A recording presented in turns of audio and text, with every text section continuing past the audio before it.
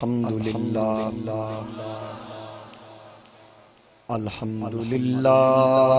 رب العالمین والعاقبۃ للمتقین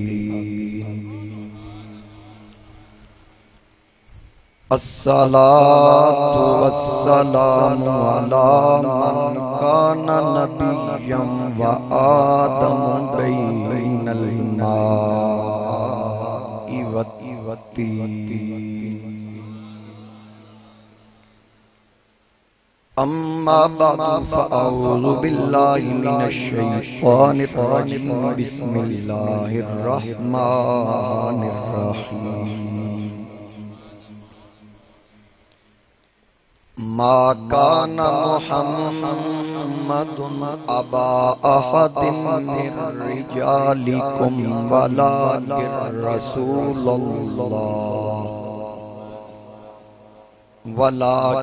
رسول اللہ وخاتم النبیین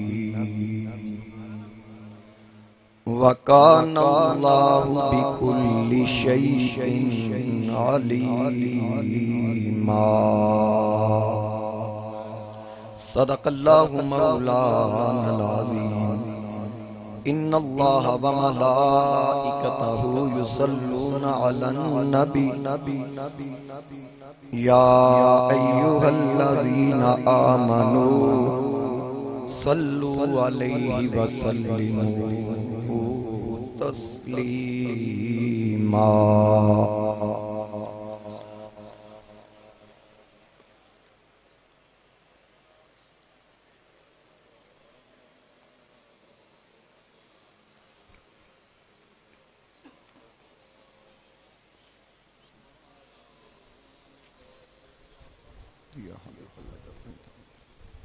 ذرا بآواز بلند پڑھیں الصلاۃ والسلام علیک یا سیدی یا رسول اللہ وعلی آلک واصحابک یا سیدی یا حبیب اللہ الصلاۃ والسلام علیک یا سیدی یا نبی اللہ وعلی آلک واصحابک یا سیدی یا نور اللہ بسد واجب الاحترام معزز حاضرین و سامعین میرے بزرگوں دوستوں نوجوان ساتھیوں السلام علیکم ورحمۃ اللہ وبرکاتہ۔ آج جس آیت مقدسہ کو میں نے تلاوت کرنے کا شرف حاصل کیا آپ لوگوں کو اندازہ ہو گیا ہوگا کہ آج میں کس حوالے سے گفتگو کرنا چاہ رہا ہوں۔ میں نے وہ آیت مقدسہ تلاوت کرنے کی سعادت حاصل کی جس میں اللہ تعالیٰ نے میرے اور آپ کے آقا دانائے سبل مولائے کل ختم الرسل مقصود کل کائنات احمد مجتبی جناب محمد مصطفیٰ صلی اللہ علیہ وآلہ وسلم آپ کی ختم نبوت اور شان رسالت کے حوالہ سے بیان فرمایا۔ اسی ضمن کے اندر چند گزارشات میں آپ کی سماعتوں کی نظر کروں گا۔ حصول برکت کے لیے ترجمہ سماعت فرما لیں۔ اللہ تعالیٰ نے ارشاد فرمایا ما کان محمد ابا احد من رجالکم کہ محمد تمہارے مردوں میں سے کسی کے باپ نہیں، ولیکن رسول اللہ وخاتم النبیین ہاں اللہ کے رسول ہیں اور تمام نبیوں میں آخری نبی ہیں، وکان اللہ بکل شیء علیما اور اللہ سب کچھ جانتا ہے۔ حاضرین کرام یہ ایک آیت نہیں، ختم نبوت کے حوالے سے قرآن کریم کے اندر دیگر بھی آیات موجود ہیں کہ میرے مصطفیٰ کریم علیہ السلام کے بعد کوئی نبی نہیں آ سکتا، آپ کے اور میرے آقا سب سے آخری نبی ہیں۔ پہلے پارے کے اندر سورہ بقرہ کی آیت نمبر 4 میں اللہ رب العزت نے ارشاد فرمایا والذین یؤمنون اور وہ کہ ایمان لائیں اس پر بما انزل الیک وما انزل من قبل، جو اے محبوب آپ پر نازل ہوا اور جو آپ سے پہلے نازل ہوا. یعنی اللہ تعالیٰ نے ارشاد فرمایا مسلمان وہ ہے جو اس پر ایمان لائے، یعنی قرآن پر جو حضور پر نازل ہوا، جو میرے مصطفیٰ سے پہلے نازل ہوا. یہاں یہ کلمات واضح کر رہے ہیں کہ وما انزل من قبلک، یعنی آپ سے پہلے. اگر کوئی بعد میں کتاب ہوتی یا پیغام ہوتا تو رب بعد کا بھی ذکر فرماتا. پتہ چلا رب نے فرمایا آپ سے پہلے جو نازل ہو چکا اور آپ پر جو نازل ہو چکا. جو ان پر ایمان لائے گا وہ مسلمان اور مومن ہے. اب یہ فرمانا اسی آیت مقدسہ کے اندر کہ ما کان محمد ابا احد من رجالکم، کہ محمد کریم صلی اللہ علیہ وآلہ وسلم مردوں میں سے کسی کے باپ نہیں. حضور علیہ السلام کے بیٹے تھے، بعض نے 4 لکھے ہیں، بعض نے 2 لکھے ہیں. بعض نے لکھا ہے کہ قاسم، ابراہیم، طیب، مطہر، اور بعض نے لکھا ہے کہ صرف 2 ہی تھے، قاسم اور ابراہیم.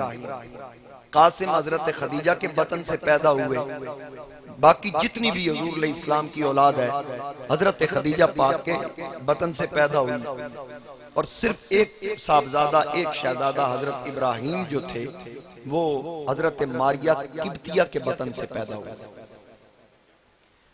نبی علیہ السلام کے بیٹے تھے، بچپن میں وصال کر گئے، چھوٹی عمروں میں وصال کر گئے. اس میں حکمت تھی اور آقا کریم علیہ السلام کے بیٹوں کی عظمت تھی. بچپن میں وفات پا جانا میرے آقا کریم علیہ السلام کے بیٹوں کی اس میں عظمت تھی. بولیے کیا تھی؟ عظمت تھی، عزت تھی. اب آپ سوچ رہے ہوں گے کہ بچپن میں فوت ہو جانا، اس میں عظمت اور عزت کا پہلو کیسے نکلتا ہے؟ تو میں اس بات کو واضح کر دوں کہ جناب ابراہیم علیہ السلام کے بیٹے اسماعیل علیہ السلام، اسحاق علیہ السلام، دونوں کو اللہ نے نبوت عطا فرمائی. اور پھر آگے اسحاق علیہ السلام کے بیٹے یعقوب علیہ السلام، ان کو نبوت عطا فرمائی. اسحاق علیہ السلام کے بیٹے یوسف علیہ السلام، ان کو نبوت عطا فرمائی. داؤد علیہ السلام کے بیٹے سلیمان علیہ السلام، ان کو نبوت عطا فرمائی. اسی طرح جناب آدم علیہ السلام کے بیٹے شیش کو نبوت عطا فرمائی. میرے مصطفیٰ چونکہ آخری نبی تھے، بیٹے رب نے عطا کیے، بچپن میں اٹھا لیے. اگر یہ بڑے ہوئے تو کوئی ان کو یہ نہ کہے کہ ابراہیم کا بیٹا تو نبی بنا تھا، اسحاق کا بیٹا تو نبی بنا تھا، یعقوب کا بیٹا تو نبی بنا تھا، داؤد کا بیٹا تو نبی بنا تھا، محمد کا بیٹا نبی نہیں بنا. اس لیے ان کی عزت و عظمت کے لیے رب نے ان کو بچپن میں ہی اٹھا لیا. سمجھ آگئی میری بات؟ تو یہاں جو الفاظ ہیں ما کان محمد ابا احد من رجالکم، کہ مردوں میں کسی کے باپ. اب یہاں واضح ہو گیا کہ بالغ مردوں میں حضور علیہ السلام کسی کے باپ نہیں. تھوڑا سا اس کا پس منظر سمجھیں. نبی کریم علیہ السلام کے منہ بولے بیٹے تھے جناب زید بن حارثہ. یہ یمن کے رہنے والے تھے. ان کی والدہ ان کو اپنے میکے لے کر گئی، وہاں ڈاکوؤں کے حملے میں یہ اغوا ہو گئے اور ان ڈاکوؤں نے اٹھا کر ان کو غلام بنا کر بیچ دیا. خریدا کس نے؟ حضرت حکیم بن حزام جو حضرت خدیجہ کے بھتیجے تھے. انہوں نے 400 درہم میں ان کو خریدا. خرید کر مکہ شریف لے کر آئے. انہوں نے اپنی پھوپھی یعنی حضرت خدیجہ کو یہ غلام تحفے میں پیش کر دیا. اب حضرت خدیجہ کی جب رسول کریم علیہ السلام سے شادی ہوئی، نکاح ہوا، تو حضرت خدیجہ نے حضرت زید کو حضور کو ہبہ کر دیا. یہ اعلان نبوت سے پہلے کی بات ہے. آقا کریم کو ہبہ کر دیا. حضرت زید حضور کے پاس ہی رہے. نبی علیہ السلام ان سے بڑی شفقت فرماتے، بڑا پیار کرتے. یمن کے کچھ لوگ 1 سال حج کے لیے آئے. انہوں نے آ کر مکہ شریف میں زید کو دیکھا اور پہچان لی. کہ یہ تو بچہ ہمارا یمن کا رہنے والا ہے، تو اتنا عرصہ ہو گیا اس کو اغوا ہوئے، یہ مکہ میں ہے۔ حضرت زید نے بھی ان کو پہچان لیا۔ اب وہ لوگ جب واپس گئے تو انہوں نے حضرت زید کے والد حارثہ کو بتایا کہ آپ کا بیٹا ہم نے مکے میں دیکھا، حرم میں، وہاں وہ موجود تھا، سارا ایڈریس بتا دیا، ساری معلومات دی۔ تو حضرت زید کے والد حارثہ اور ان کے بھائی کعب، یہ دونوں مل کر فدیہ کے طور پر کچھ مال لے کر حضور علیہ السلام کی بارگاہ میں پہنچے۔ تو آ کر کہا، اے اس قوم کے سردار، آپ تو انصاف کرنے والے ہیں، آپ تو دکھیوں کی مدد کرنے والے ہیں، لہٰذا ہم پہ بھی احسان کیجیے۔ حضور علیہ السلام نے فرمایا کیسا احسان؟ انہوں نے کہا کہ ہمارا بیٹا آپ کے پاس ہے جو آپ کا غلام ہے، ہم اس کو لے جانا چاہتے ہیں۔ حضور علیہ السلام نے فرمایا کس کی بات کر رہے ہیں؟ انہوں نے کہا زید کی۔ فرمایا وہ تمہارا بیٹا ہے؟ جی میرا بیٹا ہے، وہ اغوا ہو گیا تھا، وہ چلتا چلا تھا یہاں پہنچ گیا۔ آقا کریم علیہ السلام نے فرمایا پھر ایک شرط ہے۔ انہوں نے کہا وہ کیا؟ فرمایا مال نہیں لوں گا، فدیہ نہیں لوں گا، میں زید کو بلاتا ہوں، تم اس کو اگر لے جانا چاہتے ہو تو اس سے پوچھ لو، اگر وہ جانا چاہے تو پھر جانے دوں گا، وگرنہ نہیں جانے دوں گا۔ بات سمجھ رہے ہیں میری؟ اگر زید آپ کے پاس آپ کے ساتھ اپنی مرضی سے جائے گا تو پھر اجازت ہے، اگر اپنی مرضی سے نہیں جائے گا تو پھر میں ہرگز نہیں جانے دوں گا۔ انہوں نے کہا ٹھیک ہے۔ انہوں نے سوچا ہمارا بیٹا ہے، اتنے عرصے سے ہم سے جدا ہے، تو یقینی طور پر وہ ہمارے ساتھ جائے گا۔ اب جب زید کو بلایا گیا کہ تمہارا باپ اور تمہارے چچا آئے، زید تشریف لائے، تو جب انہوں نے اپنے چچا اور اپنے باپ کو دیکھا تو حضور علیہ السلام نے فرمایا ان کو پہچانتے ہو؟ کیا یہ تمہارا باپ اور یہ تمہارا چچا ہے؟ جی میں جانتا ہوں، بالکل اس طرح۔ نبی علیہ السلام نے فرمایا کیا ان کے ساتھ جانا چاہتے ہو؟ عرض کی یا رسول اللہ ابھی دعویٰ نبوت نہیں، اعلان نبوت نہیں ہوا، یہ میں احتراماً کہہ رہا ہوں۔ آقا کریم علیہ السلام نے ارشاد فرمایا کیا تم جانا چاہتے ہو؟ عرض کی تھی سونیا میری تے کل کائنات تسی ہو، میری کل کائنات آپ ہیں، یہ کیسے ہو سکتا ہے؟ آپ کی شفقتیں چھوڑ کر، آپ کے کرم کو چھوڑ کر میں ان کے ساتھ چلا جاؤں؟ باپ کہنے لگا مجھے پہچان، میں تیرا باپ ہوں، باپ جیسی شفقت تمہیں کہیں نہیں ملے گی۔ حضرت زید نے کہا ابا اللہ کی قسم اتنا پیار آپ لوگوں نے نہیں دیا جتنا اس لجپال نے مجھے دیا۔ یہ تو اعلان نبوت سے پہلے کی بات ہے۔ کہا کہ میں ہرگز آپ کے ساتھ نہیں جانا چاہتا۔ نبی علیہ السلام نے اسی وقت لے کر حضرت زید کو اپنی جھولی میں بٹھا دیا اور فرمایا آج کے بعد یہ زید میرا بیٹا۔ پھر زید کو لوگ زید بن محمد کہہ کر پکارنے لگے، اور جس وقت حضور نے ماتھا چوما، جھولی میں بٹھایا اور فرمایا یہ میرا بیٹا ہے، تو حضرت زید کے والد بھی خوش ہو کہ اتنی شفقت، اتنا پیار، یقینی طور پر جتنی محبت میرے سامنے ہے پتہ نہیں بعد میں کتنی ہوگی جس وجہ سے زید میرے ساتھ نہیں جانا چاہتا۔ اب وہ واپس چلے گئے، زید حضور علیہ السلام کے پاس ہی رہے۔ نبی علیہ السلام نے جب زید جوان ہوئے تو ان کا نکاح اپنی کنیز ام ایمن سے کیا۔ کن کے ساتھ؟ ام ایمن کے ساتھ۔ ام ایمن جو تھی یہ سیاہ فام تھی، حبشی تھی، اور اس عورت نے میرے نبی علیہ السلام کو دودھ بھی پلایا۔ سمجھ رہے ہیں نا میری بات کو؟ آقا کریم علیہ السلام کو اس عورت نے دودھ بھی پلایا۔ ایک دن ایسے ہی کوئی بات ہوئی نا، تو کسی نے کسی سے کہہ دیا او کالی ماں کے بیٹے، وہ آپشن تھی، اس نے کسی نے کہہ دیا، تکرار ہوا، اور کالی ماں کے بیٹے۔ حضور علیہ السلام کی بارگاہ میں یہ شکایت آ گئی تو سرکار کا چہرہ سرخ ہو گیا۔ نبی کریم علیہ السلام نے فرمایا خبردار آج کے بعد کسی سے یہ کہا تمہیں پتہ ہے کہ میں کون ہوں؟ عرض کی آپ اللہ کے نبی ہیں، مقصود کل کائنات ہیں۔ حضور علیہ السلام نے فرمایا پھر سن لو، میں نبیوں کا سردار، مجھے جنم گوری ماں نے دیا ہے لیکن مجھے دودھ کالی ماں نے پلایا، کالی رنگت والی عورت نے مجھے دودھ پلایا۔ خبردار آج کے بعد کسی کو یہ تانا نہ دے۔ اب اس عورت کے ساتھ نبی علیہ السلام نے حضرت زید کا نکاح کیا اور انہی کے بطن سے اسامہ بن زید پیدا ہوا۔ بلکہ علماء فرماتے ہیں کہ اگر زید بن حارثہ زندہ رہتے، کیونکہ جنگ موتا کے اندر وہ شہید ہو گئے تھے، جس کی خبر حضور علیہ السلام نے مدینہ طیبہ میں بیٹھ کر دی تھی، جس میں حضرت جعفر بھی شہید ہوئے، جس میں حضرت عبداللہ بن رواحہ بھی شہید ہوئے، اور حضرت خالد بن ولید کے ہاتھ میں جب جھنڈا آیا تو اللہ نے فتح عطا فرمائی، اور حضور یہ بیٹھ کر مدینہ میں بیٹھ کر یہ سارے احوال بیان کر رہے ہیں۔ اب جھنڈا کس کے پاس ہے، اب جھنڈا فلاں نے اٹھا لیا، اب جھنڈا فلاں، حضور علیہ السلام پوری خبر دے رہے، جھنڈا جعفر طیار کے پاس ہے، جعفر طیار شہید ہو گئے، اب جھنڈے کو زید بن حارثہ نے اٹھا لیا، زید بن حارثہ کے پاس پہلے تھا، پھر اسی طرح حضرت عبداللہ بن رواحہ کے پاس آیا، وہ شہید ہو گئے، نبی علیہ السلام ساتھ روتے بھی خبر بھی دیتے، فرمایا اب جھنڈا خالد بن ولید نے اٹھا لیا ہے، اب اللہ نے فتح عطا فرما دی ہے۔ پھر جب وہاں سے خبر آئی، قاصد آیا خبر لے کر کہ حضور کو خوشخبری سناؤں، اللہ نے فتح عطا فرمائی۔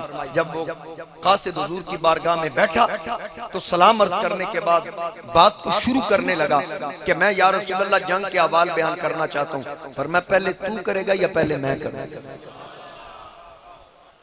پہلے تو حالات بیان کرے گا یا میں کروں؟ عرض کی یا رسول اللہ آپ مخبر صادق ہیں، آپ بیان فرمائیں۔ نبی علیہ السلام نے پوری خبر دی، جو وہاں ہوا، کس طرح ہوا، کون کیسے شہید۔ اب اس جنگ میں حضرت زید شہید ہو، اور جتنے بھی لشکر تھے حضرت زید جس لشکر میں بھی گئے، اور جتنے لشکروں میں حضور نے زید کو بھیجا، ہر لشکر کا امیر حضرت زید کو بنایا، ہر لشکر کا امیر حضور علیہ السلام نے حضرت زید کو بنایا۔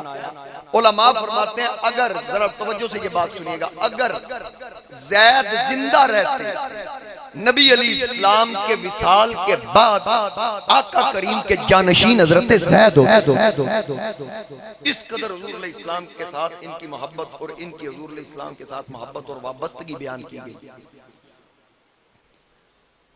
اب حضرت زید نے حضرت ام ایمن کو طلاق دے دی، حضرت ام ایمن کے بعد ان کا نکاح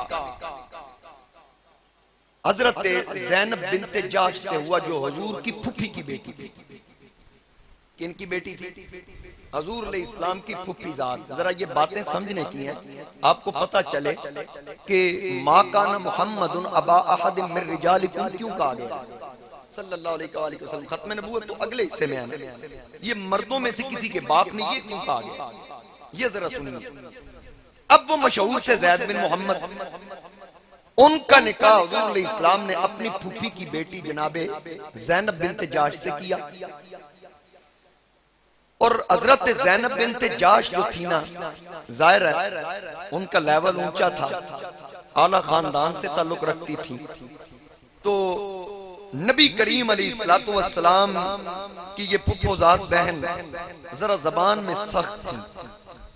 حضرت زید حضور علیہ السلام کی بارگاہ میں آ کر ان کی شکایت کرتے، حضرت زینب آ کر عرض کرتے یا رسول اللہ زینب سخت مزاج ہیں، ذرا زبان بھی سخت ہے، تو وہ اپنے مقابلے میں حضرت زید کو، اپنے نسب اور اپنے خاندان کو ان سے برتر خیال کرتی تھی۔ حضرت زید حضور علیہ السلام کی بارگاہ میں آ کر کہتے ہیں میں نے ان کو طلاق دے دی۔ نبی علیہ السلام نے فرمایا نانا اس وجہ سے طلاق نہ دینا۔ اب اس کی وجہ کیا تھی؟ کیونکہ اللہ تعالیٰ نے حضور علیہ السلام کو خبر کر دی تھی کہ اے پیارے حبیب زید زینب کو طلاق دے گا، پہلے خبر کر دی، زید زینب کو طلاق دے گا اور ہم زینب کا نکاح آپ سے کریں گے۔ اب نبی علیہ السلام کے دل میں یہ بات تھی کہ اگر ایسا ہو گیا تو پھر زید کے بعد، عدت کے بعد جب زینب کا مجھ سے نکاح ہوگا تو کافر اور منافقین تانے دیں گے کہ اپنے بیٹے کی بیوی سے شادی کر لی۔ یہ حضور کے دل میں خدشہ تھا، اندیشہ تھا کہ کہیں مجھے تانے نہ ملیں، تو آپ نے حضرت زید سے کہا نہ طلاق نہ دینا، اس کو اپنے نکاح میں رکھنا۔ اب اللہ تعالیٰ کیا فرماتا ہے ذرا سنیے۔ اللہ رب العزت نے ارشاد فرمایا وَإِذْ تَقُولُ لِلَّذِي أَنْعَمَ اللَّهُ عَلَيْهِ وَأَنْعَمْتَ عَلَيْهِ، اور اے محبوب یاد کرو جب تم فرما رہے تھے اس سے جسے اللہ نے نعمت دی، جس پر اللہ نے انعام کیا اور جس پر آپ نے انعام کیا۔ الفاظ دیکھیے نا کہ قرآن کریم کے ہیں انعم اللہ علیہ وانعمت علیہ، اللہ نے بھی اس پر انعام کیا اور آپ نے بھی اس پر انعام کیا۔ ہن کسی مولوی نو آکھنا ہے الفاظ کدھر شرکیت نے، بھائی اللہ بھی مدد کرے رسول بھی مدد کرے، مولوی کہتے ہیں شرک ہو گیا۔ اب رب فرماتا ہے میں نے بھی انعام کیا، میرے رسول نے بھی انعام کیا، نص قطعی ہے، سورہ احزاب ہے، آیت نمبر 37 ہے۔ جو تمہارے گھروں میں ترجمے پڑھے ہیں وہ پڑھ کے دیکھ لیں، کوئی بھی ترجمہ پڑھ کے مجھے اس کا ترجمہ کر کے بتائیں کیا بنتا ہے۔ انعم اللہ علیہ وانعمت علیہ، اے محبوب یاد کیجئے جب آپ اس سے کہہ رہے تھے جس پر اللہ نے بھی انعام کیا آپ نے بھی انعام کیا۔ اچھا آگے کیا فرمایا، وَإِذْ تَقُولُ لِلَّذِي أَنْعَمَ اللَّهُ عَلَيْهِ وَأَنْعَمْتَ عَلَيْهِ أَمْسِكْ عَلَيْكَ زَوْجَكَ، آپ نے اس سے کہا کہ اپنی بیوی اپنے پاس رہنے دو، کس سے؟ جس پر اللہ نے بھی انعام کیا اور آپ نے بھی انعام کیا۔ آپ نے اس سے کہا اپنی بیوی کو اپنے نکاح میں رہنے دے، وَاتَّقِ اللَّهَ، اللہ سے ڈر۔ اچھا وَتُخْفِي فِي نَفْسِكَ، اللہ فرماتا ہے اور آپ اپنے دل میں رکھتے تھے کس بات کو، مَاللَّهُ مُبْدِيهِ وَتَخْشَى النَّاسَ، جسے اللہ ظاہر کرنے والا تھا اور آپ کو لوگوں کے تانوں کا اندیشہ تھا۔ پوری بات کو سمجھے، پوری توجہ میری طرف کرو، جنہاں شیراں دا چسکا وہ بھی ذرا اس گل تے غور کرو۔ بات میں کیا کر رہا ہوں، اللہ کا کلام کہہ رہا ہے کہ محبوب آپ اس کو روک رہے تھے کہ طلاق نہ دو۔ اب رسول اللہ کو خبر تھی پہلے کہ اس نے طلاق دینی عدت کے بعد، اللہ نے میرے ساتھ نکاح کرنا، لوگ تانے دیں گے۔ رب فرماتا ہے محبوب آپ اپنے دل میں رکھتے تھے جو بات، اللہ اس کو ظاہر کرنا چاہتا تھا اور آپ کو لوگوں کے تانوں کا اندیشہ تھا۔ واللہ احق ان تخشا، اور اللہ زیادہ مستحق ہے آپ کے خوف کا، آپ صرف اللہ سے ڈریں، لوگوں سے ڈرنے کی ضرورت نہیں۔ پھر فلما قضا زید، اور جب زید نے اپنی غرض پوری کر لی، یعنی جب زید نے طلاق دے دی، اب حضرت زید نے حضرت زینب کو طلاق دے دی۔ طلاق دینے کے بعد عدت کے ایام گزرے، جو مطلقہ کی عدت ہوتی ہے شرعی، مطلقہ کی عدت اور بیوہ کی عدت میں فرق ہے۔ بیوہ کی عدت 4 ماہ 10 دن ہے، طلاق یافتہ کی جو عدت ہے وہ 3 حیض ہے، 3 ماہواریاں، 3 حیض۔ جب 3 حیض اس کو آ جائیں، تیسرے حیض کے بعد پاک ہو جائے، پھر وہ آگے نکاح کر سکتی ہے۔ اب حضرت زینب کو طلاق دے دی گئی۔ اللہ فرماتا ہے زینب کو جب طلاق ہوئی تو عدت جب پوری ہوئی، اللہ نے محبوب کو حکم دیا، نبی علیہ السلام نے حضرت زید ہی کو بھیجا، آقا کریم علیہ السلام نے حضرت زید کو بھیجا کہ جاؤ جا کر زینب کو میرا پیغام دو۔ حضرت زید زینب کے پاس آئے تو حضرت زید خود فرماتے ہیں کہ میرے دل میں اللہ تعالیٰ نے ان کا روب ڈالا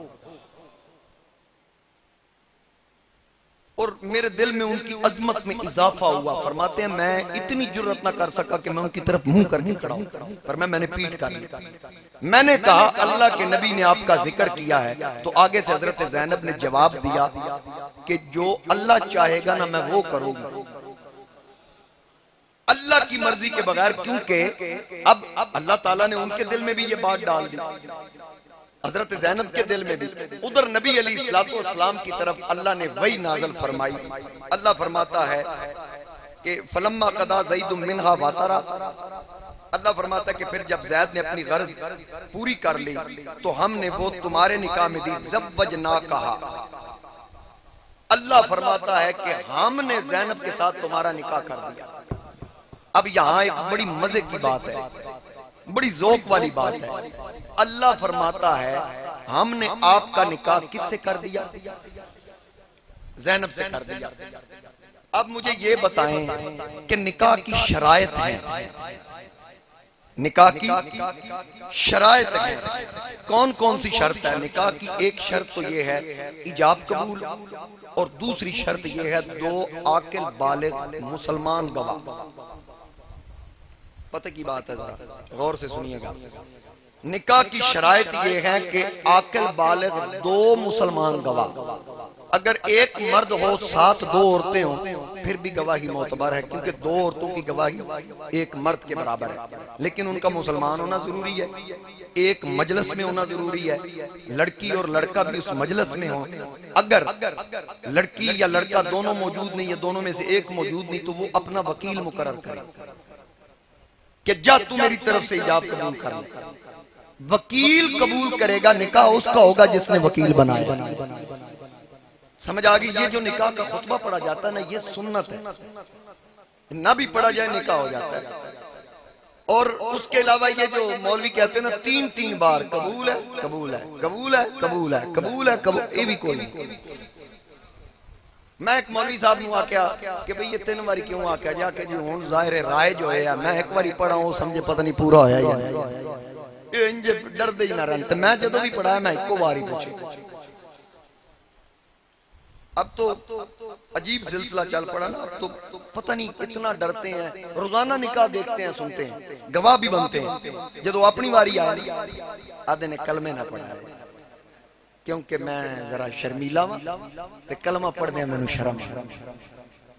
اچھا بابے رکھے ہوں دے رہے بابے کانج مولوی صاحب کا کلمے ذرا آپ ہی پڑھنا.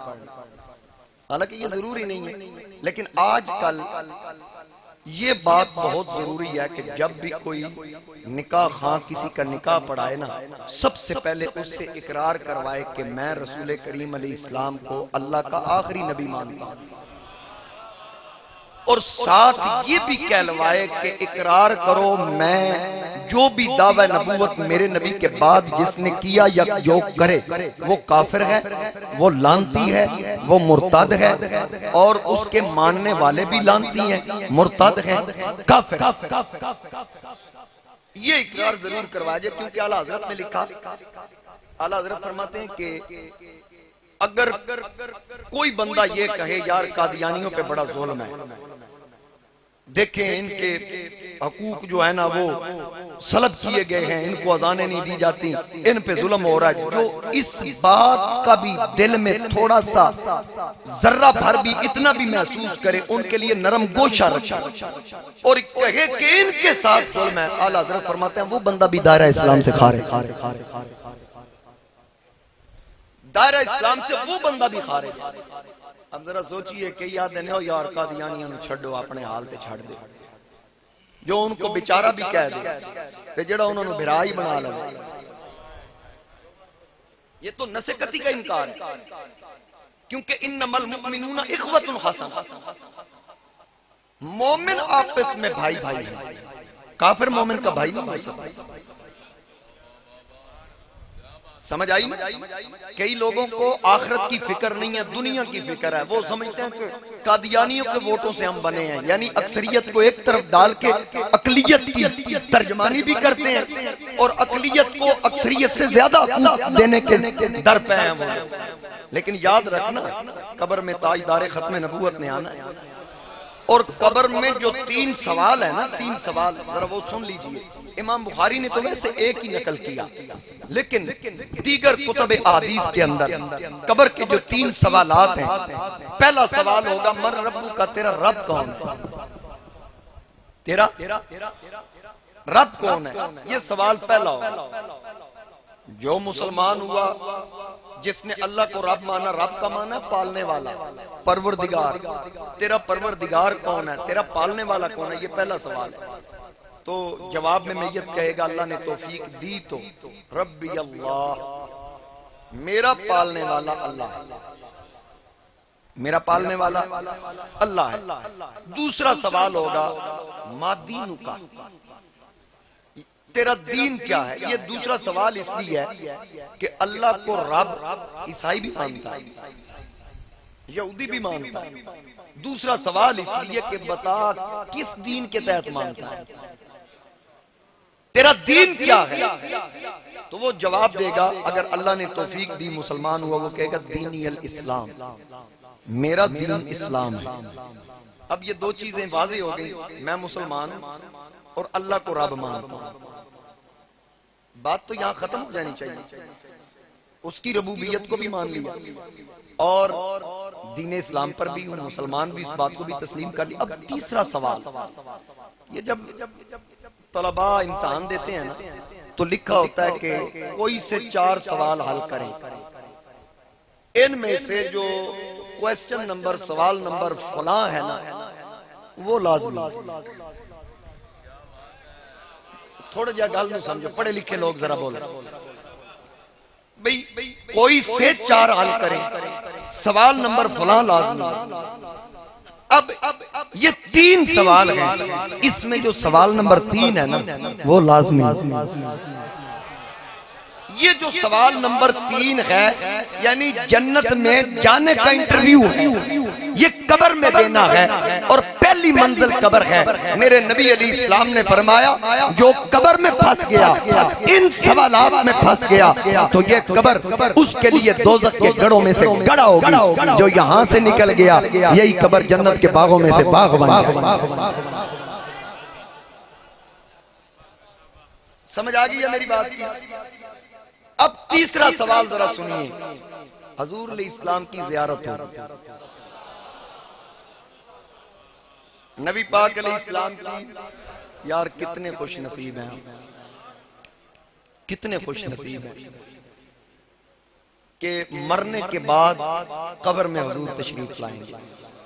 حضرت حکیم الامت مفتی احمد یار خان نعیمی رحمت اللہ علیہ یا حضرت مولانا بشیر کوٹلی لوہارا والے رحمت اللہ علیہ، ان میں سے کسی ایک کا یہ شعر ہے. اعلیٰ حضرت کا نہیں ہے، منصوب اعلیٰ حضرت کے ساتھ کافی عرصہ رہا لیکن ان کا یہ شعر نہیں، ان کے ادائے کے بخشش یا جو منصوب حصہ ہے کسی میں یہ شعر موجود نہیں. تاہم قبر میں رسول کریم علیہ السلام تشریف لائیں گے تو حضرت مفتی صاحب فرماتے ہیں کہ سرکار آئیں گے نا تو میں قدموں میں گر جاؤں، میں پیر چھڑنے ہوں. قبر میں سرکار آئیں تو میں قدموں میں گروں. پھر فرشتے آکھن اٹھ، اوئے اٹھ. قبر میں سرکار آئیں تو میں قدموں میں گروں. گر فرشتے بھی اٹھائیں تو میں ان سے یوں کہوں کیوں اٹھوں. گر فرشتے بھی اٹھائیں تو میں ان سے یوں کہوں کہ کیوں اٹھوں. میں اس پائے ناز سے ارے مر کے پہنچا ہوں یہاں اس دل ربا کے واسطے. اللہ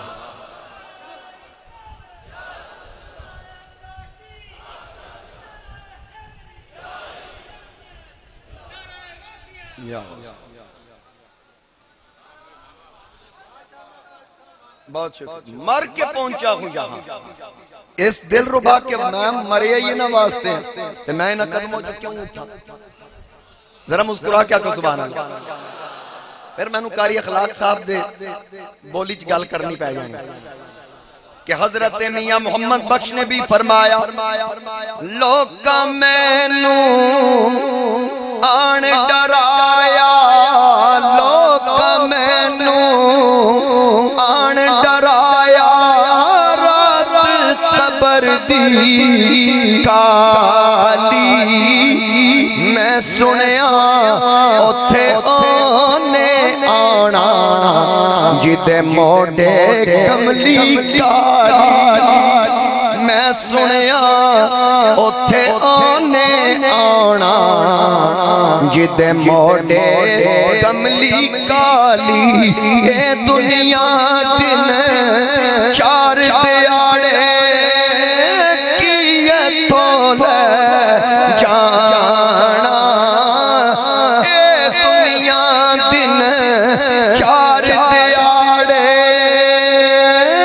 کی تو لے جانا.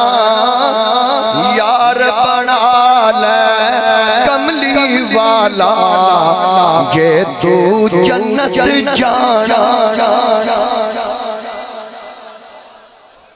اب قبر میں کتنے سوال بولیے، پھر بولیے 3، لیکن امام بخاری نے 1 نقل کیا. ہم حدیثوں کو چھپانے والے نہیں بتانے والے ہیں، جو باقی کتب کے اندر آئے سوالات وہ بھی بتا دیے. اب جو امپورٹنٹ لازمی سوال، میرے آقا کی زیارت ہوگی میرے نبی کا دیدار ہوگا۔ تاجدار گولڑا نے اسی لیے کہا تھا اے ہو صورت شالا پیش نظر رہے وقت نظر روز حشر وچ قبر تے پل تھی ہوسی گزر وچ قبر قبر قبر پورا شعر سمجھیں کیا کیا اے او صورت شالا شالا وزدار ہے اے او صورت شالا پیش نظر اللہ کرے یہ صورت سامنے ہو کب اے او صورت شالا پیش نظر رہے وقت نظر جدو روح نکل رہی ہو رکھے وقت نزات تے روزے حشر تے قیامت والے دن بھی یہ صورت سامنے ہوئے وچ قبر تے وہ قبر دے وچ بھی یہ صورت سامنے ہوئے پل تھی ہو سی گزر جدو پل صراط تو لگی ہے نا ادوں بھی یہ چہرہ سامنے پھر کیا ہوگا کیا اعلیٰ حضرت گولڑوی کیا فرما رہے ہیں فرماتے ہیں اے ہو صورت شالا پیش نظر رگے وقت نظر روز حشر وچ قبر تے پل تھی ہوسی گزر وچ قبر تے پل تھی ہوسی گزر سب کھوٹیاں تھی سن تد کھریاں سب کھوٹیاں تھی سن تد کھریاں سارے مجرم آپ کے اشارے پر آپ کی زیارت پر مجمع حشر میں گھبرائی ہوئی پھرتی ہے ڈھونڈنے نکلی ہے مجرم کو شفاعت تیری تو کچھ ایسا ہے کہ معاشر کی مصیبت والے اپنا غم بھول گئے دیکھ کے صورت تیری اپنا غم بھول گئے دیکھ کے صورت تیری تو نبی علیہ السلام کی جلوہ گری ہوگی قبر میں خوش قسمت لوگ ہیں کہ جن کی قبر میں مدینے کا تاجدار آئے اقبال نے بھی کہا کبھی نہیں ڈرا بالکل نہیں ڈرے اقبال کہتے ہیں کہ یورپ میں رہا بڑے بڑے فرعونوں کے سامنے پیش ہوا یورپ کی عدالتوں میں پیش ہوا میں کبھی نہیں ڈرا حق بات کہی ڈنکے کی چوٹ پہ کہی میں کسی فرعون کی فرعونیت سے نہیں ڈرا اقبال کہتا ہے کہ ڈرا کبھی بھی نہیں لیکن جب قبر کی رات کو پڑھا تو ڈر گیا کہتا قبر کو جب پڑھا نہ ڈر گیا کہ کال کوٹھری ہوگی اندھیرا ہوگا ایک تو ہوگا اور جو بدکار ہوگا نا گناہگار ہوگا اس کی جو قبر ہوگی نا وہ اس طرح جڑ جائے گی کہ اس کی پسلیاں اس طرح آپس میں جڑ جائیں گی اقبال کہتا جب میں یہ پڑھتا گیا تو میرے اندر خوف طاری ہو گیا ڈر گیا کہ بڑی مشکل رات ہے قبر کی کہتے ایک دن پڑھتے پڑھتے میرے سامنے حدیث پاک آ گئی کہ جب سارے مٹی ڈال کے چلے جائیں گے نا تیرا باپ تیرا بھائی تیرا بیٹا تیرا یار بیوی بچے گھر وہ تڑپیں گے تیری ماں روئے گی یار مٹی ڈال کے پلٹ جائیں گے لیکن یاد رکھنا سارے رشتے مٹی ڈال کے وہ باہر تو اندر اگر قبر کے اندر تیرے کوئی رشتہ ساتھ جائے گا نا وہ مجھ محمد کا رشتہ ہے جو قبر میں بھی ساتھ جائے گا میرا تعلق نہ قبر میں ٹوٹے گا نہ حشر میں ٹوٹے گا سمجھ آگئی حضرت سیدنا فاروق اعظم تشریف فرما تھے نبی علیہ السلام نے پوچھا عمر جب تیری قبر میں وہ نیلی آنکھوں والے سیاہ چہروں والے لمبے بالوں والے لمبے دانتوں والے آئیں گے ڈرونی شکلیں بنا کر جن کو منکر نکیر کہا جاتا ہے نکیرین بھی کہا جاتا ہے وہ جب قبر میں آئیں گے تو تیری کیا کیفیت ہوگی حضرت عمر سے حضور نے فرمایا عشرہ مبشرہ ہیں پکے جنتی ہے صحابی ہوتے ہی جنتی ہے تو پکے جنتی نبی علیہ السلام نے پوچھا بتا پھر جب قبر میں وہ آئیں گے ڈراؤنی شکلیں لے کر حضرت عمر نے کہا یہ نہیں کہا آقا میں آپ کا صحابی ہوں میں تو پکا جنتی ہوں، ہیں جنتی، لیکن سوال دیکھیے انہوں نے پوچھا آقا کیا آپ کے ساتھ تعلق قبر میں ایسے ہی ہوگا جیسا آپ ہے؟ آپ کے ساتھ میرا تعلق اسی طرح ہوگا؟ حضور علیہ السلام نے فرمایا یہ تعلق تو حشر میں بھی نہیں ٹوٹے گا۔ اب میں اپنے انداز میں بتاؤں ذرا، حضور علیہ السلام نے جب فرمایا نا میرا تعلق ساتھ ہوگا، حضرت عمر سینہ چوڑا کر اکلے پھر سونے ایک باری انہاں نان ویکھیا جے پھر انہاں نال ہوندا کی۔ حضور علیہ السلام تشریف فرما تھے، جبریل آ گئے، جبریل نے آ کے عرض کی یا رسول اللہ یہ جو عمر ہے نا اس کے بارے میں رب فرماتا ہے جب یہ فوت ہو جائے گا، وصال کر جائے گا، دنیا چھوڑ جائے گا تو قبر میں اس سے فرشتے سوال کریں گے مر ربو کا تیرا رب کون ہے، ما دینو کا تیرا دین کیا ہے؟ یہ کہے گا ٹھہرو پہلے تسی دسو تہاڈا رب کون، مر ربو کما تم دونوں کا رب کون ہے؟ وہ فرشتے جو ہوں گے نا ایک دوسرے سے کہے گا کون ہے یہ، وہ دوجا کہے گا عمر ہی۔ ہر فرشتہ حضرت عمر کی عزت کرتا ہے، شیطان نہیں کرتا، فرشتہ کرتا ہے، وہ کہے گا یہ عمر ہے، حضرت عمر ہے۔ اچھا وہ پھر پہلا کہے گا انہوں نہیں پتا کہ اسی یہ دے والا آئے ہیں یا ساڑھے والا ہے۔ یہ شان فاروق اعظم ہے، یہ شان خدمتگاروں کی سرکار کا عالم کیا ہے۔ یہ عاشقوں کی محفل ہے، ذرا عشق کے ساتھ کہیے سبحان اللہ۔ آپ کی قبر میں بھی انہوں نے آ جانا ہے، حضرت عمر کے غلام بن کے رہو گے انشاءاللہ خیر ہوگی۔ تو بات عرض کر رہا تھا حضور علیہ السلام قبر میں تشریف، اقبال نے کہا میں ڈر گیا جب اس فرمان کو پڑھا کہ آقا آئیں گے، اقبال آدھا بس پھر موجاں لگ گئی، پھر ایک خوف بھی جاندہ رہا۔ اقبال کہتا ہے پھر جب مجھے خوف آتا قبر کا، پھر کیا کہتا ہے جب میں تاریکی منزل سے گھبراتا ہوں، جب بھی مجھے قبر کا خوف آتا ہے، جب آتا ہے، جب میں تاریکی تاریک کہتے ہیں اندھیرے کو، جب میں تاریکی منزل سے گھبراتا ہوں، جب میں تاریکی منزل سے گھبراتا ہوں تو ان کی آواز آتی ہے کہ میں آتا ہوں، ان کی آواز آتی ہے کہ میں آتا ہوں۔ ہم بھی قبر میں جائیں گے، حضرت بلال حبشی نے بھی اس دن لبوں پہ مسکراہٹ لائے، غسل کیا، خوشبو لگائی، بیوی بچوں نے کہا آج تک جب سے رسول کریم کا وصال ہوا آپ کو مسکراتے نہیں دیکھا، آج آپ کے چہرے پہ تبسم، آج مسکراہٹ، خوشبو بھی لگائی، وجہ کیا ہے، خوشی کیا ہے؟ فرمایا آج میری موت کا دن ہے، آج میری موت کا دن ہے۔ بیوی نے کہا میں بیوہ بچے یتیم آپ خوش؟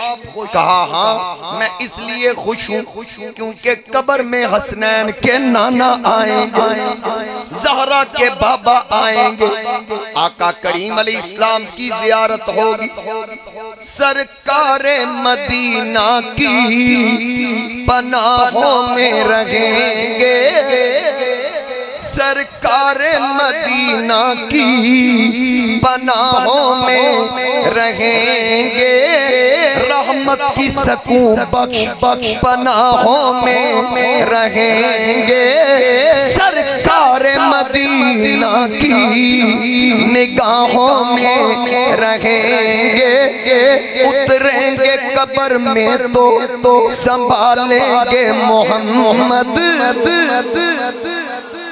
اتریں گے قبر میں تو سنبھالیں گے محمد، اتریں گے قبر میں تو سنبھالیں گے محمد، ارے کچھ دیر تو سرکار کی باہوں میں رہیں گے۔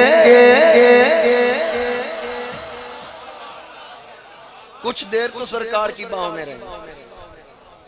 بولیے قبر میں کون آئیں گے؟ سارے بولو یار. ہر ایک کی قبر میں حضور آئیں گے. پھر پوچھا جائے گا، امام بخاری نقل کر رہے ہیں، ما کنت تقول فی حق حاضر رجل محمد صلی اللہ علیہ وآلہ وسلم، بتا اس مرد کے بارے میں دنیا میں کیا کہا کرتا. چانن ہو جان گے. قبر میں حضور آئیں گے. قبر میں رسول کریم تشریف لائیں گے. پوچھا جائے گا اس مرد محمد کے بارے میں کیا کہا کرتا تھا. کیونکہ ما کنتا ماضی ہے. کنتا تقول کیا کہا کرتا تھا، کس کے بارے میں؟ حاضر رجل، اس مرد کے بارے میں. اچھا حاضر یعنی حضور سامنے ہوں، ان کے بارے میں کیا کہا کرتا تھا. اچھا کئی کہتے ہیں کہ وہ جی آگے سے جو جواب آنا نا ہوا رسول اللہ، تو ہوا جو ہے نا یہ غیب کی ضمیر ہے، تو پھر اس کا مطلب یہ حضور سامنے نہیں ہوں گے. اگر سامنے ہوتے تو پھر وہ حاضر کہتا. میں نے کہا ہوا بھی کبھی کبھی حاضر کے لیے استعمال ہوا ہے. اس نے کہا میں نے کہا اللہ حاضر ہے، ہر جگہ موجود ہے. جی ہے. میں نے کہا قل هو اللہ.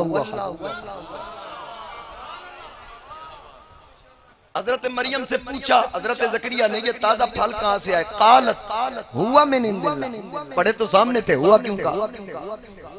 اب نبی کریم علیہ السلام سامنے جلوہ فروز ہوں گے. پوچھا جائے گا ان کے بارے میں کیا کہا کرتا تھا. یار یہ امپورٹنٹ کیوں ہے، لازمی کیوں ہے بھئی؟ یہ انہاں دے بارے چ دس. ہو سکا مینوں تے سکھ بھی من دئی، مینوں یہودی بھی من دئی، عیسائی بھی من دئی، لیکن اے دس ہے اس ہستی دے بارے چ کی نکھیڑا اتھے کرو. وہ ختم نبوت دے نا تے صرف چندے ہی کھا دے نہیں یا مارا بھی کھا دیا نہیں. بیان کرنا ذرا ما کنت تقول فی حق حاضر رجل محمد.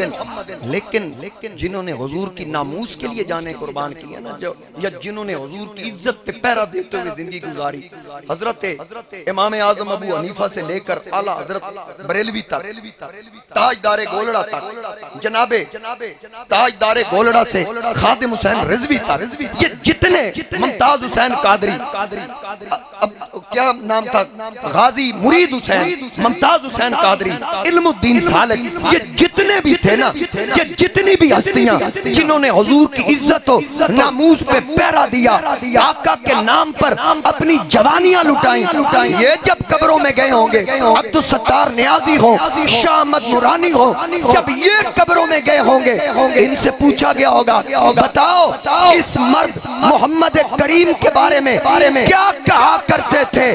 تو لجپال آقا کی لجپالی پہ صدقے جاؤں، انہوں نے کہا ہوگا ان سے نہ پوچھو، مجھ سے پوچھو یہ میرے بارے میں کیا کہا کرتے تھے.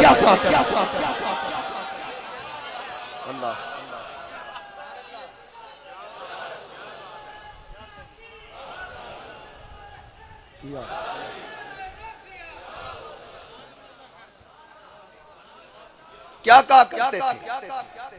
ما کنت تقول. اچھا یہ کیوں کہا حاضر رجل، اس مرد کے بارے میں یہ کیوں نہیں کہا اس رسول کے بارے میں کیا کہا کرتے تھے، اس نبی کے بارے میں کیا کہا کرتے تھے؟ یہاں بھی شبہ پیدا ہو سکتا تھا. کچھ لوگ کہہ سکتے تھے کہ نبوت کے لیے جسم کا ہونا ضروری نہیں ہے. مثال کے طور پر کنت نبیہ وآدم بین الروح والجسد، حضور علیہ السلام نے فرمایا میں اس وقت نبی تھا جب آدم مٹی اور پانی کے درمیان تھے، روح اور جسم کے درمیان تھے. کنت نبیہ وآدم بین الروح والجسد، روح اور جسم کے درمیان تھے. بین الماء والطین، مٹی اور پانی کے درمیان تھے، میں نبی تھا.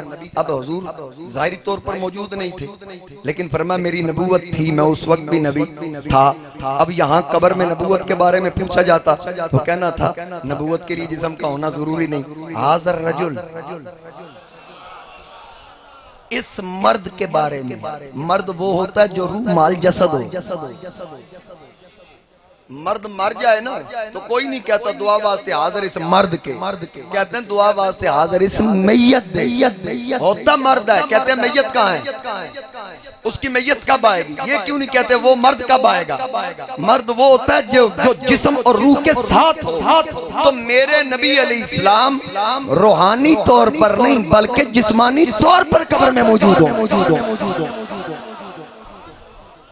آقا کریم علیہ السلام کی جلوہ گری ہوگی، پوچھا جائے گا بتاؤ ان کے بارے میں کیا کہا کرتے تھے؟ ویسے جہاں بھی یہ میں نے بیان کیا نا، میں نے ایک بات اپنی بھی اس میں ضرور کی ہے تاکہ یہ آپ کے ذہنوں میں بیٹھ جائے۔ پتہ نہیں مرنا کنے پہلے، یہ تو رب نو پتہ ہے۔ ضروری نہیں ہوتا کہ صرف بوڑھے ہی مرنا، جوانا بھی مرنا ہوتا ہے۔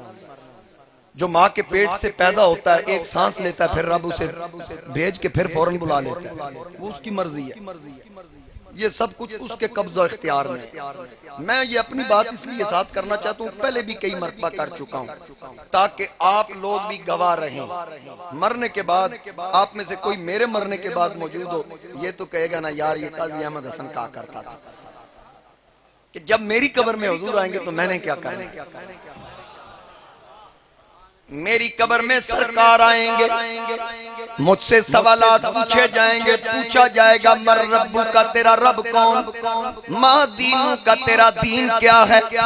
جب آقا کی زیارت ہوگی پوچھا جائے گا بتا اس ہستی کے بارے میں کیا کہا کرتا تھا۔ میں تو وہاں آقا کو دیکھ کر فوراً کہوں گا حضرت آمینہ کے دلارے نبی، غمزدہ امتوں کے سہارے نبی۔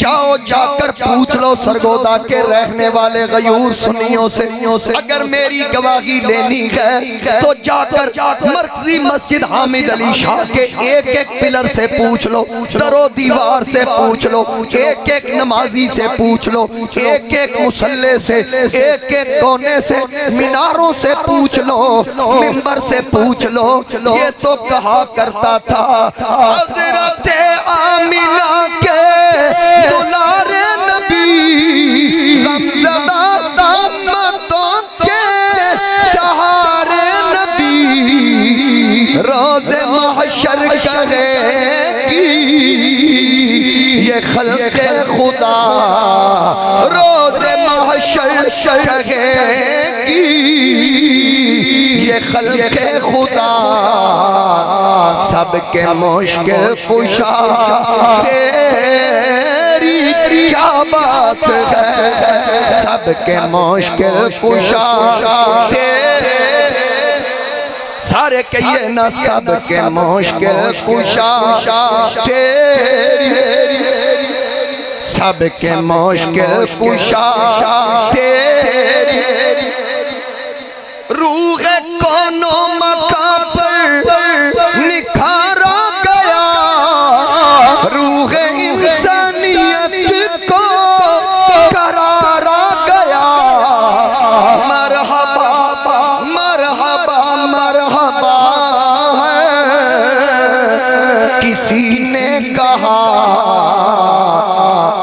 آمد مصطفیٰ تیری کیا بات ہے، آمد مصطفیٰ تیری، یوں تو سارے نبی محترم ہیں مگر سرور انبیاء تیری، سرور انبیاء تیری کیا بات۔ یاد رکھنا قبر میں حضور علیہ السلام نے آنا، آج لے ان کی پناہ، آج مدد مانگ ان سے، کل نہ مانیں گے قیامت میں اگر مان گئے۔ چھوڑ دے قادیانیوں سے تعلق، اگر کسی سے محبت کرنی ہے تو اللہ رسول کی وجہ سے کر، کسی سے دشمنی رکھنی ہے تو اللہ رسول کی وجہ سے۔ اگر کوئی تیرے باپ کو برا کہے تو اس سے تعلق توڑ دے، تو جو آمنہ کے لال کے بارے میں برا خیال رکھے، قبر میں باپ نے نہیں بچانا، ہمارے باپ نے نہیں بچانا، سیدہ فاطمہ کے ابا جان نے بچانا۔ حشر میں بھی میرے مصطفیٰ کریم علیہ السلام نے بچانا. یہ ذہن میں رکھیے گا. میرے مصطفیٰ کریم علیہ السلام، بات میں جہاں سے چھوڑ کر آگے گیا وہیں سے میں واپس آ رہا ہوں کہ اللہ رب العزت نے ارشاد فرمایا زوجناکا، ہم نے آپ کا نکاح زینب سے کر دیا. اب جو نکاح کی شرائط ہے نا، ان میں سے ایک شرط بھی پوری نہیں.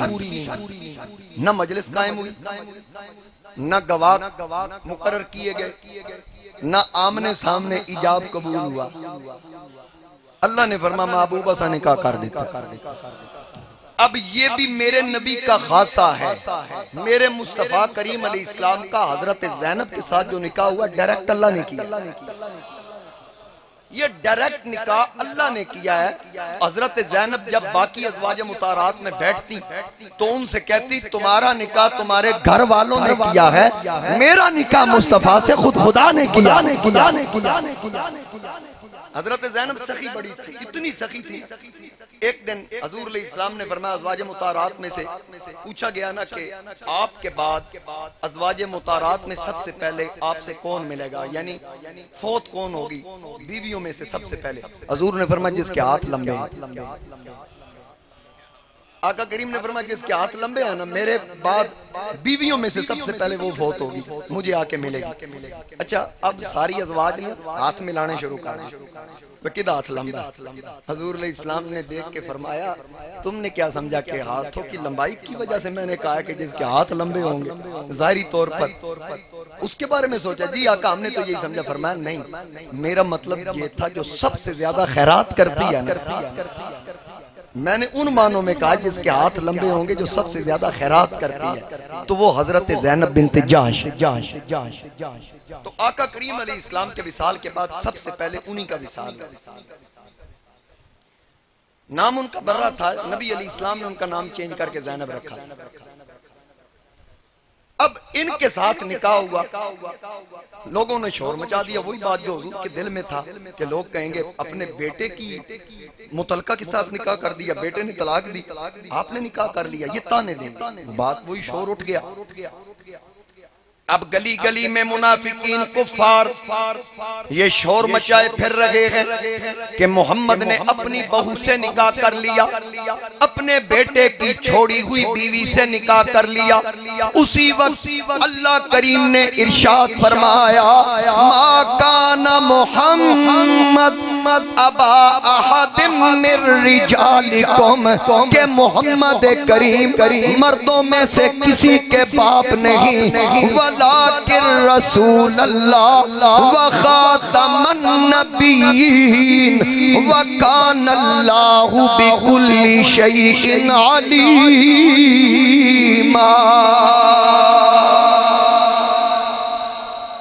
اللہ کریم نے ارشاد فرمایا محمد کریم اللہ کے رسول ہیں اور اللہ کے آخری نبی ہیں اور اللہ سب کچھ جانتا ہے. آقا کی شان رسالت بھی بیان ہوئی، میرے نبی کی ختم نبوت بھی بیان ہوئی، یعنی بتا دیا کہ مصطفیٰ میرے رسول ہیں اور میرے آخری نبی ہیں. اللہ کے آخری نبی بولیے کون؟ میرے اور آپ کے آقا. اللہ کے آخری نبی، میرے نبی کے بعد کوئی نبی نہیں. سرکار نے فرمایا انا العاقب، میں عاقب ہوں، والعاقب الذی لیس بعدہ نبی. عاقب ہوتا ہی وہ ہے جس کے بعد نبی کوئی نہ ہو. عاقب ہوتا ہی وہ جس کے بعد نبی. اچھا کئی دکانوں میں ہم نے لکھا ہوا دیکھا ہے کہ قادیانی پہلے اسلام میں داخل ہو پھر اس دکان میں داخل ہو. یہ بڑی اچھی بات ہے کیونکہ ان کے ساتھ لین دین حرام ہے. آپ سمجھے نا کسائی دے پھٹے تو گوشت تو انہوں پتہ ہے قادیانی لین آیا، او دے نال نفرت کرو نہ دیو، کیونکہ وہ آپ سے گوشت لے گا، آپ اس سے پیسے لیں گے، یہ بھی حرام ہے.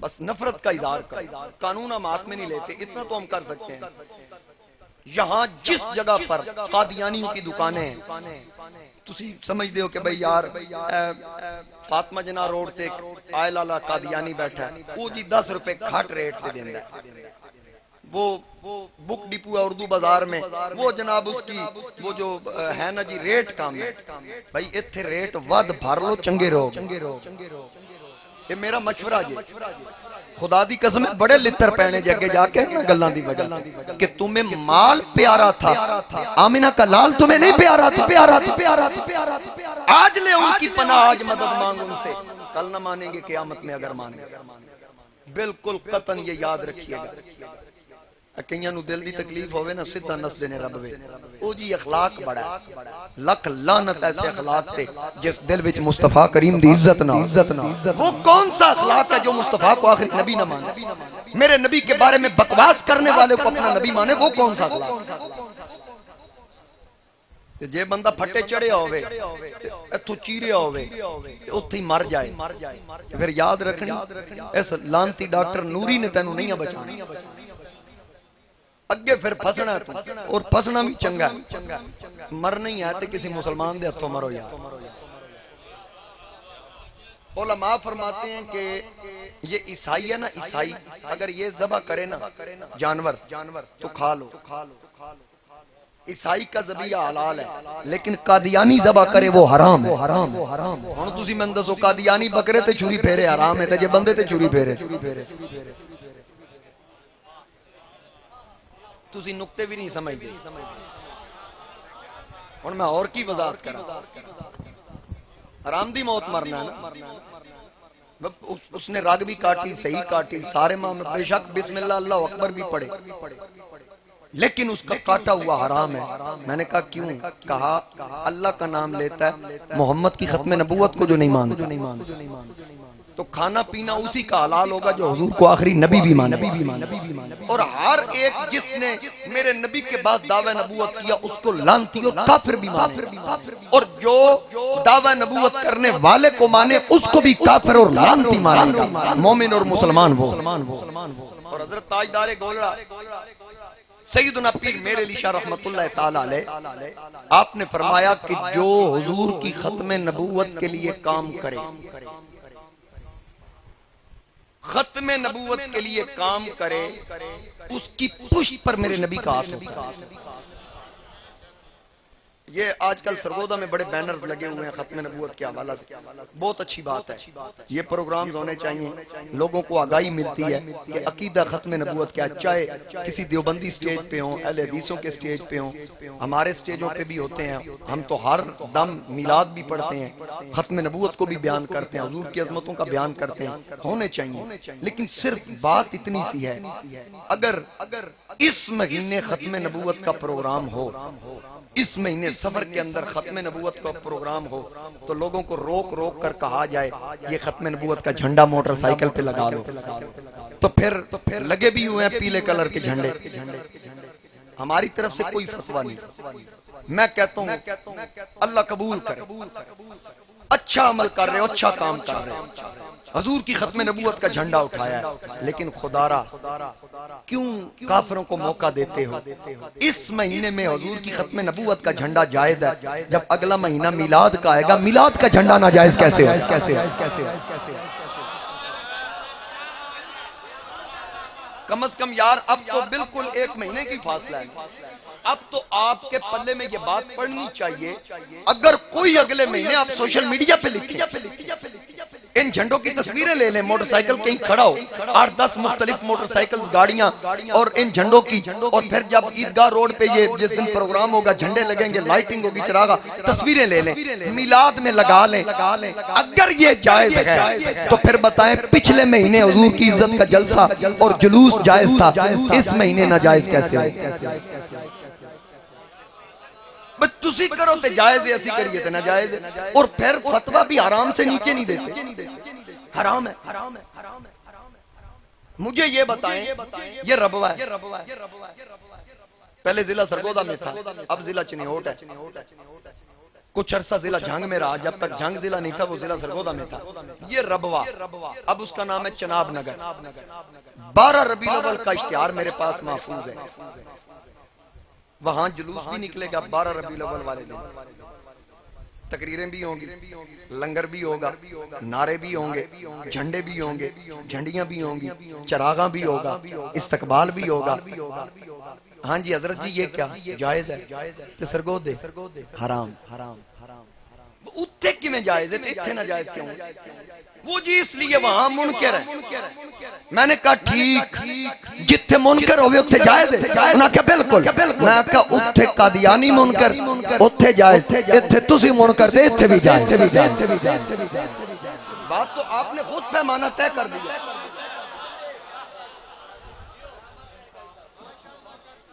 پتہ لگے تسی آپ دس دیتا ہے، ایک قاعدہ کلیہ تسی آپ دس دیتا ہے جتھے منکر ہوئے اتھے جلوس جائز، وہاں میلاد منانا جائز ہے۔ صدائیں درودوں کی آتی رہیں گی، جنہیں سن کے دل شاد ہوتا رہے گا۔ خدا اہل سنت کو آباد رکھے، آقا کا میلاد ہوتا رہے۔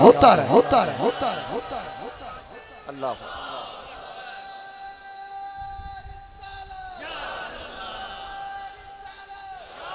سلم۔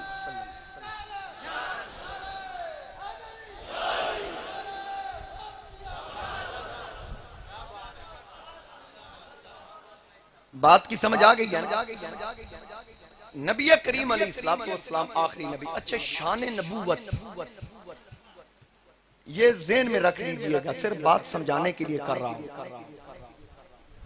ہمارے بہت بڑے خطیب گزرے ہیں، حضرت صاحبزادہ افتخار الحسن صاحب فیصل آباد والے، بہت بڑے نقطہ داں خطیب تھے۔ میرے والد صاحب فرمایا کرتے تھے جو حقیقی معنوں میں شہباز خطاب ہے، وہ شخص، وہ ہستی، وہ شخصیت۔ یہ بزرگ بیٹھے ہیں رائے نور محمد صاحب، کہتے ہیں ہم نے سنے بھی ہوئے، ہمارے پیدائش سے تو پہلے شاید وہ مثال فرما گئے۔ تو حضرت افتخار ملت بہت بڑے خطیب تھے، بڑے بڑے بزرگ علماء ان کو سنا کرتے، بین الاقوامی شہرت یافتہ۔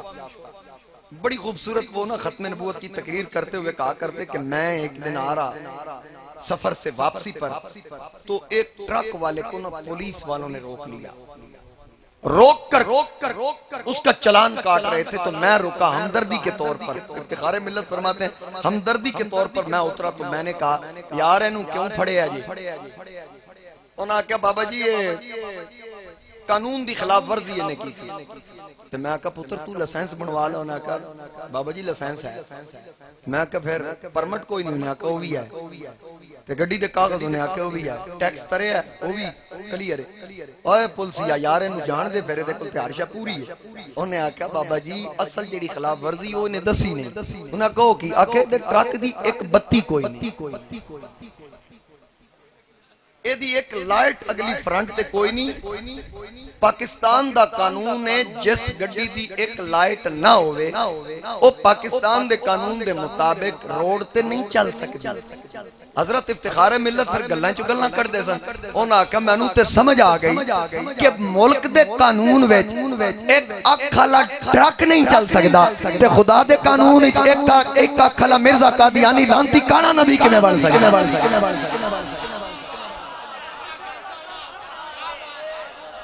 یہ حضرت افتخار ملت کا نقطہ میں نے نام اس لیے لے دیا کہ یہ اس کا اصال ثواب اللہ ان کو عطا کرے، میں ان کو اصال کرتا ہوں۔ یہ جملے آپ خوش ہوئے سبحان اللہ کہیں، اللہ اس کا ثواب حضرت افتخار ملت کی روح کو عطا فرمائے۔ بات کی سمجھ آ گئی ہے نا؟ اور پھر آگے میرے والد صاحب کے جملے، وہ کہتے تھے کہ قربانی والی عید آئے نا، قربانی والی جس بکرے کا لنگڑا پن ظاہر ہو نہیں لگتا، کانا ہوئے یا اللہ کیوں نہیں لگتا؟ فرمایا نبی دے نام تے لینا، نہ لنگڑا لینا نہ کانا لینا۔ نبی کے نام پر نبی کے ساتھ جو جانور منسوب ہے، رب فرماتا ہے نہ کانا نہ لنگڑا۔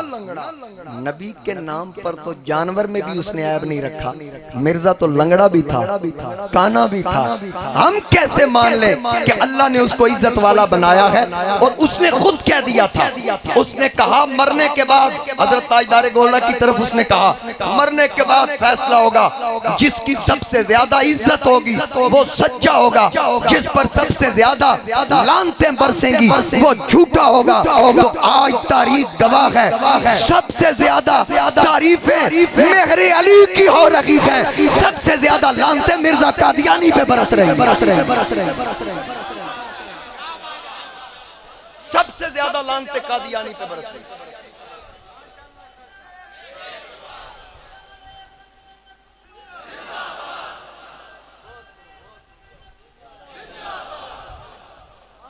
یہ تو اس نے خود کہہ دیا تھا۔ اور پھر اچھا اس کا اخلاق دیکھیے، کہتا ہے جو مجھے نہیں مانتا، اُن ذرا سن لینا، سانو سارے انہوں نے گال کھڑی، کوئی نرم گوشہ نہ رکھے، کہتا ہے جو مجھے نہیں مانتا معاذ اللہ وہ کنجریوں کی اولاد ہے۔ کیا یہ نبوت کی شان ہے؟ کیا یہ نبوت کی شان؟ جو میرے نبی کو نہیں مانتے تھے، صرف نہ ماننا بلکہ جو میرے نبی کو پتھر بھی مارتے تھے، میرے نبی نے تو یہ جملے ان کے لیے بھی نہیں کہے۔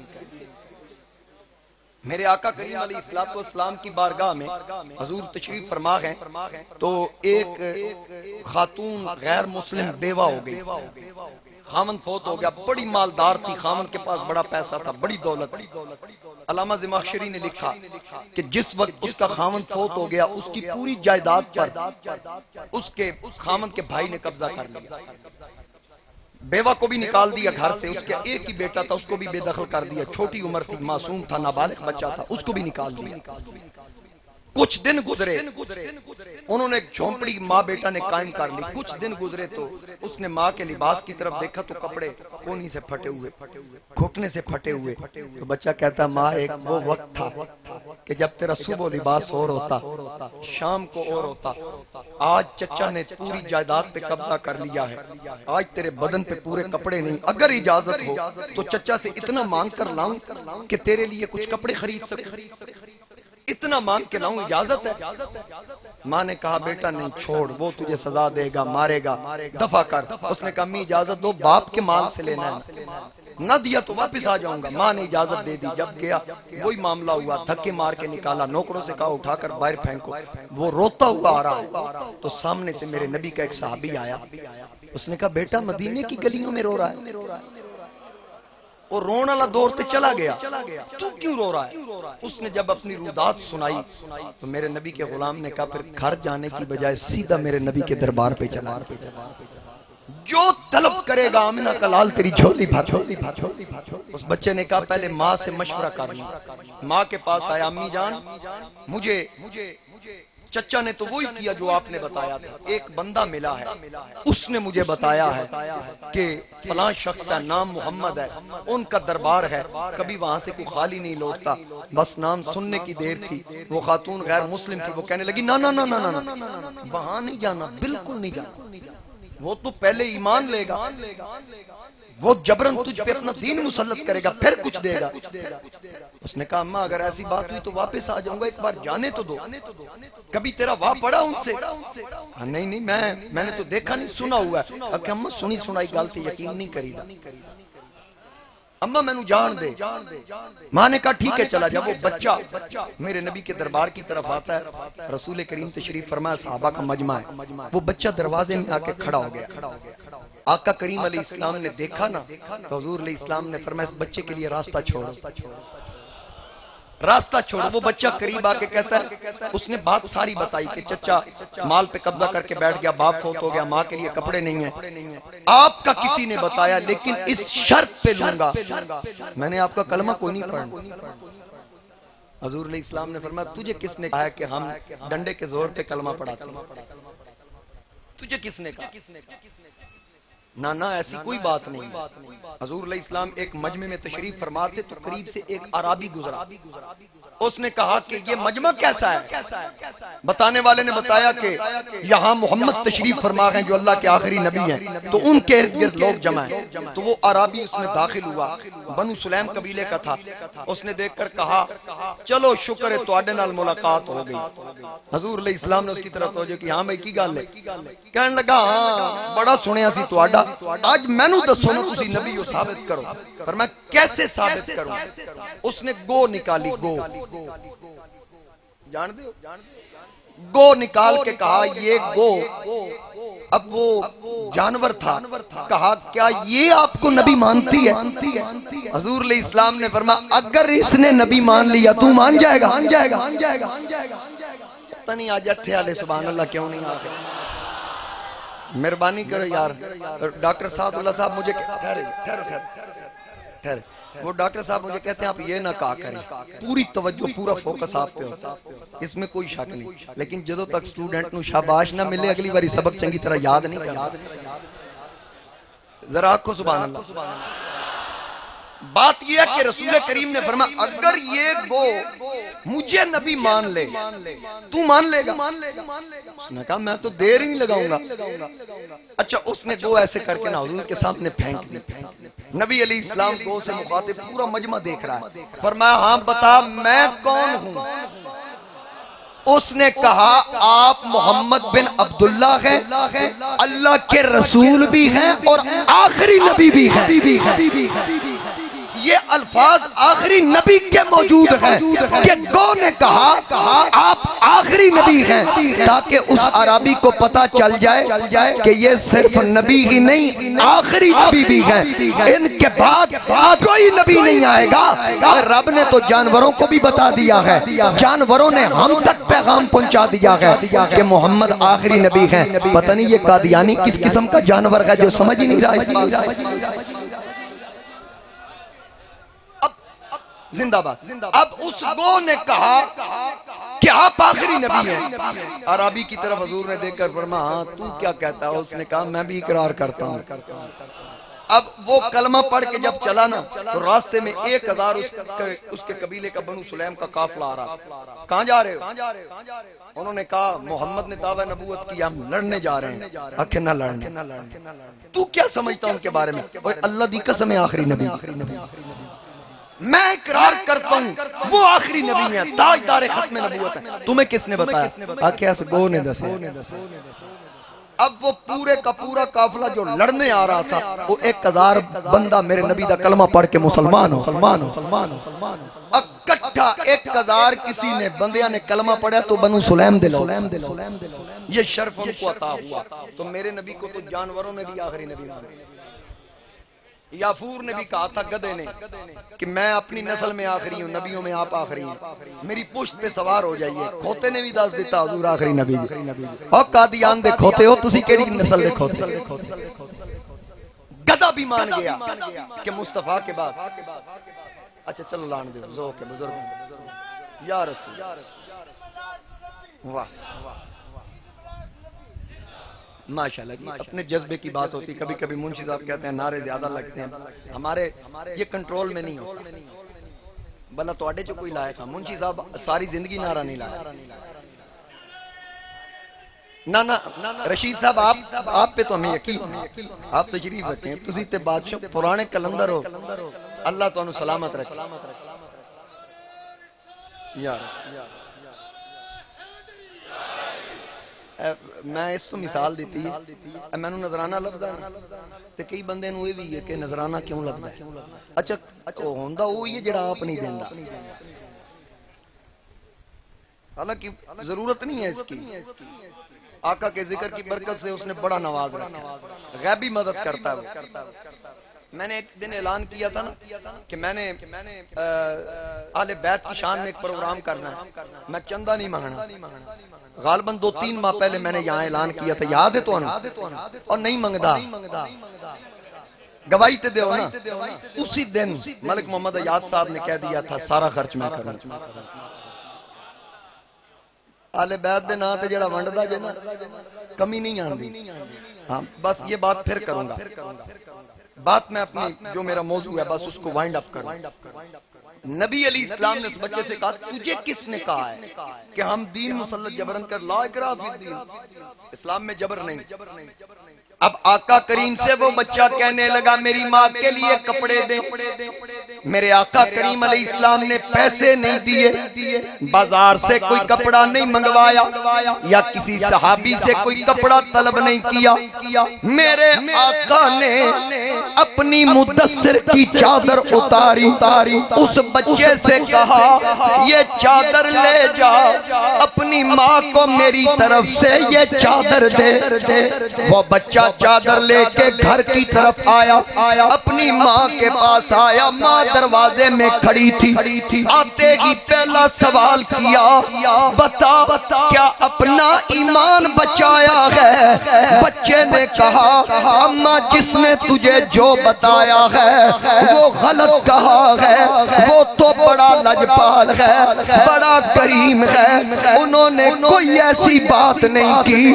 انہوں نے کہا تیری مرضی، لیکن بازار سے کپڑا نہیں منگوایا، پیسے نہیں دیے، بلکہ اپنی وہ چادر جو ان کے غلام حاصل کرنے کے لیے تڑپتے ہیں، اعزاز سے کم نہیں، بن مانگے مجھے آپ کے لیے وہ چادر عطا کر دی ہے. یہ چادر لیجئے. جب اس عورت نے آقا کی چادر دیکھی، فرمایا بیٹا تو معصوم ہے، تیری عمر چھوٹی ہے، یہ چادر اپنے ہاتھ میں رکھ، جن پیروں پہ آیا ہے مجھے لے کر واپس پلٹ. اگر وہ اتنا لجپال ہے پھر اس کا کلمہ پڑھنے میں دیر نہیں کرنی چاہیے.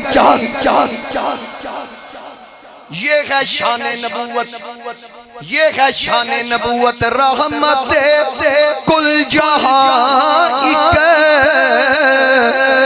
تیری ذات ہے،